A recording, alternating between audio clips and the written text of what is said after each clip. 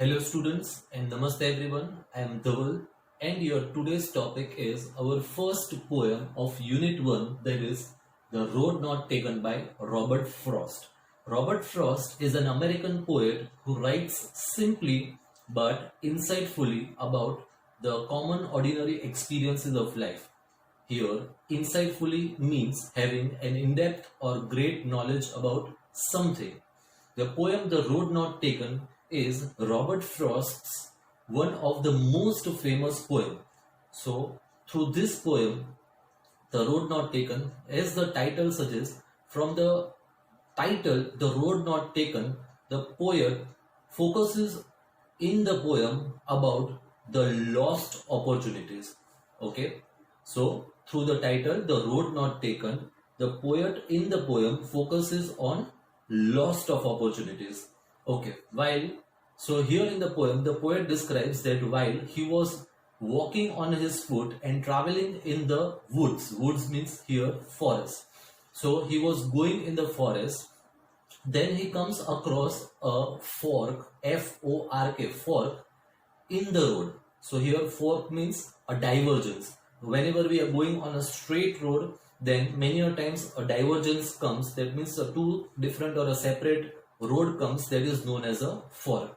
So in this poem, the poet with the word road describes it as the life, right? Through the word road, the poet describes it as the journey of life. That means in the poem, the road describes the journey of life and the fork symbolizes the choice that the person has to make in his life. The main theme of the poem, The Road Not Taken, is that one person has to make a choice in his life whenever he gets options, and if that person makes a right choice, then his whole or entire life can become successful, right? So this is a story or a poem about making choices. That means how wonderful or how appropriately you make a choice. If you make a perfect choice in your life, then your life will become successful. Now I'll read out the poem line by line and I'll explain you it in detail. Okay. Two roads diverged in a yellow wood. So here two roads signifies the two different journeys of life. Two roads diverged in a yellow. Yellow means here the decomposed leaves which are already shaded from the tree, that is the tree of leaves which have already fallen due to the autumn season. Then here the wood signifies the forest. And sorry, I could not travel both. So when he reaches the fork in the forest, then he finds two different roads, that is the divergence in the forest. And the writer wants to travel both the road, but as he is a single person, he knows that it is impossible for him to travel on both the road. And be one traveler, long I stood. So as I suggested that the poet is a person, that is a one person, he cannot travel on both the roads. He has to make a choice, that is only one road he can travel. So he stands over there and from both the roads or both the divergence, he looks at one of the road and tries to stare at and look at it as far as possible. But I'll read further, and down one as far as I could to where it bent in the undergrowth. So through these lines the poet tries to say that he tries to look as far as possible, but due to the greenery around and the leaves which are shed from the trees through small plants, that becomes the obstruction in his view and he is not able to look very far. But when he looks at this road, he finds some path formed on it, right? So through this, he realizes that this is the road which is traveled by most number of people. That is what is given in the first paragraph. Now we'll read out the second paragraph. Then took the other, just as fair. Now he is talking about the other divergence. Now as the poet has seen the first divergence, he now looks at the other road and having perhaps the better claim. When he looks at the other road, it is grassy. He finds that route or the path as grassy. So through this we can understand that it is the road which he thinks is less traveled by the people, and therefore it is a better choice for the poet. Because it was grassy and wanted wear, that means, as I've told, that it was traveled by least number of people. Though as for that, here as for that means that the path which is less worn. So he's talking about the second number of path which he is right now looking at. So though as for that, the passing there had worn them really about the same. So here the writer says that when he looked at the second road, it looked grassy and he thought that it was less traveled by the people. But when he himself travels on that road, then he realizes that the second path was also such which was actually traveled by other people also. From the last slide we can understand it. Had won them really about the same. That means the first road he thought was traveled by maximum or the most number of people, and when he himself travels on the second road, he realizes that that road was equally traveled by many people. Okay, so that is the second paragraph. Now the third paragraph. And both that morning equally lay in leaves, no step had trodden black.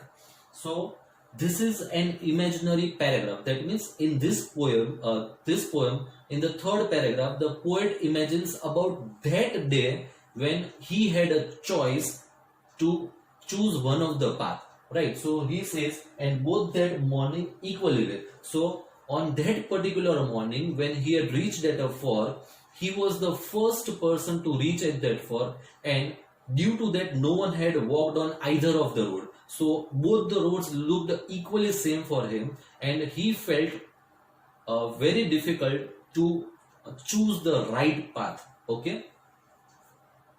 In leaves, no step had trodden black.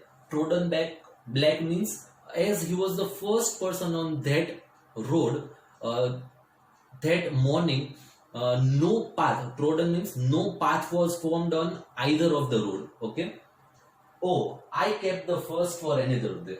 So therefore, he from the options which is available, he chooses one of the path, and the other path he thinks that in future he will again choose that. Means if he gets a chance, he will choose the other option.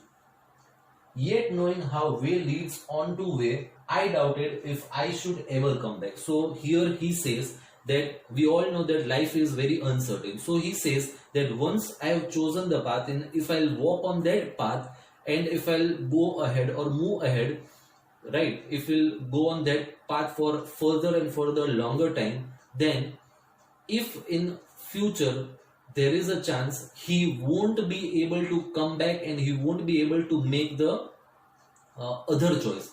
I'll give you one example. That is, for example, if you passed your 10th standard, right, you are having a choice about selecting science, commerce, arts, diploma, or any other courses, right? But once you have selected or chosen one of the path, you have studied for your 1 or 2 years, then you think that no, this is not the right option, right? Then again after 1 or 2 years, if you want to come back to the other choice, or you want to take the other choice, it is very difficult, or I think so it is impossible, because no one would like to bear the loss of time, right? So that is what is given in the third paragraph.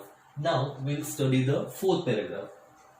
I shall be telling this with a sigh. Sigh means here disappointment. Okay.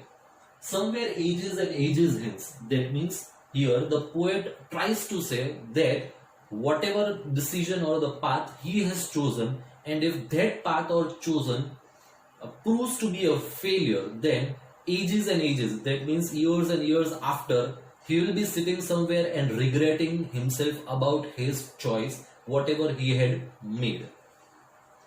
Two roads diverged in a wood, and I took the one less traveled by, and that has made all the difference. So this is the highlight of the poem, right? These lines are the highlight. So here, through these lines, the poet tries to say that he himself made a choice, that is the choice which he had made actually proved to be very fruitful, that is he became very successful and known to the people because he had chosen the path which was absolutely right. So he says that because of that choice he has become very successful and he has become very famous, and due to it all the people around knows him well. Okay, so now the moral of the story comes. So here the moral of the poem is that in everybody's life a time comes when an individual has two options, right? Whenever we get a choice, we have different choices, but ultimately we have two major choices, that is one this, either this or either that. So if a person makes a right choice, right, so as I've written here, the right decision can make a person very successful, but if we take a wrong decision then it can spoil our whole life. Okay, so here is the end of the explanation of the poem. Now I'll discuss about the rhyming scheme. So the rhyming scheme of the poem is what? So rhyming scheme means the words at the end of the paragraph which are rhyming with each other. So here in this first paragraph we can say the last word of the first line is would, then it is both, stood, could and undergrowth. So here the word would, stood and could are rhyming with each other, so we have named it with the letter A.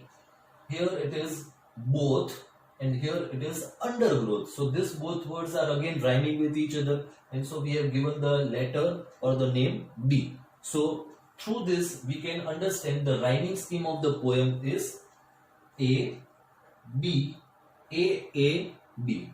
So that's it about the poem, and thank you so much for watching my video.